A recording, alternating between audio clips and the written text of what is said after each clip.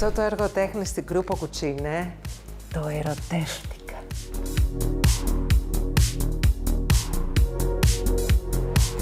Γιατί έχει αισθητική και λειτουργικότητα.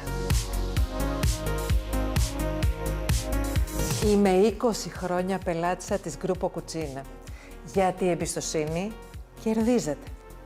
Έχει συνέπεια στο design, ποιότητα στα υλικά και ακρίβεια στην κατασκευή.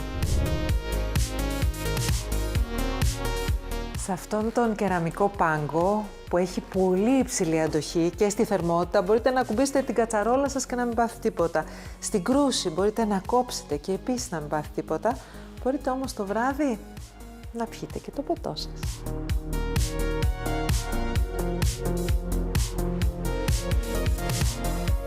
Και για να μην κουβαλάτε την κατσαρόλα στον νεροχύτη. Και τώρα θα σας τρελάνω.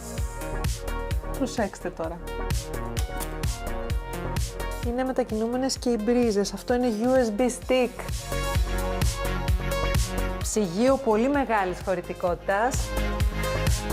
Τέλειο.